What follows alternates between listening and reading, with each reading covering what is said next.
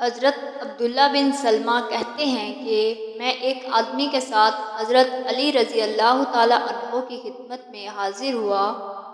وہ فرمانے لگے کہ نبی کریم صلی اللہ علیہ وآلہ وسلم قضائے حاجت کے بعد وضو کیے بغیر باہر تشریف لا کر قرآن کریم کی تلاوت شروع کر دیتے۔ آپ صلی اللہ علیہ وآلہ وسلم ہمارے ساتھ گوشت بھی تناول فرما لیا کرتے تھے، اور آپ صلی اللہ علیہ وآلہ وسلم کو جنابت کے علاوہ کوئی چیز قرآن سے نہیں روکتی تھی۔ مسند احمد حدیث نمبر 604۔ حضرت علی رضی اللہ تعالیٰ عنہ سے مروی ہے کہ نبی کریم صلی اللہ علیہ وآلہ وسلم نے سینگ یا کٹے ہوئے کان والے جانور کی قربانی سے منع فرمایا۔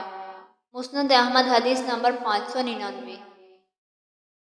حضرت علی رضی اللہ تعالیٰ عنہ سے مروی ہے کہ جناب رسول اللہ صلی اللہ علیہ وآلہ وسلم نے ارشاد فرمایا، قیامت اس وقت تک قائم نہیں ہوگی جب تک میرے صحابہ مکمل طور پر دنیا سے رخصت نہ ہو جائیں، یہاں تک کہ میرے کسی ایک صحابی رضی اللہ تعالیٰ عنہ کو اس طرح تلاش کیا جائے گا جیسے کسی گمشدہ چیز کو تلاش کیا جاتا ہے، لیکن کوئی ایک صحابی بھی نہ مل سکے گا۔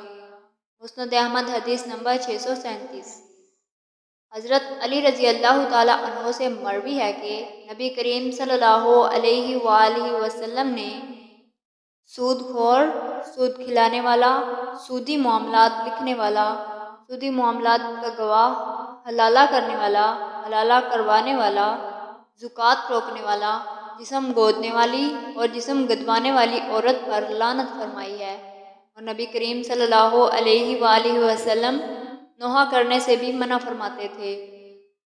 مسند احمد حدیث نمبر 624۔